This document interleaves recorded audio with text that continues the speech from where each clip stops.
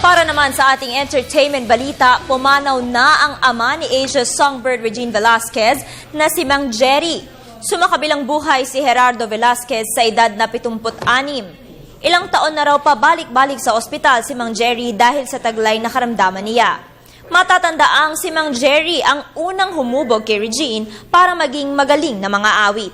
Maging ang kilalang celebrities ay kani-kaniya nang nag-post sa network upang magpaabot ng simpatya.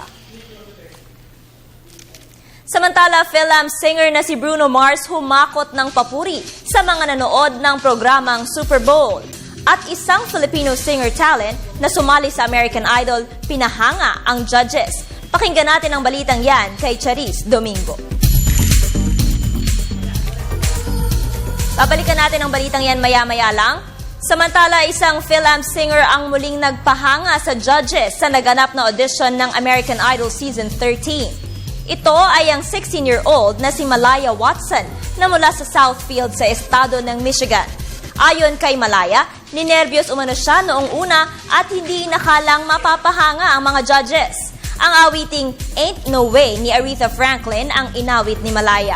Kung papalarin, maaaring makahanay ni Malaya ang film na nakagawa ng pangalan tulad nina Jasmine Trias, Tia Mejia, Camille Velasco at ang American Idol Season 11 first runner-up na si Jessica Sanchez.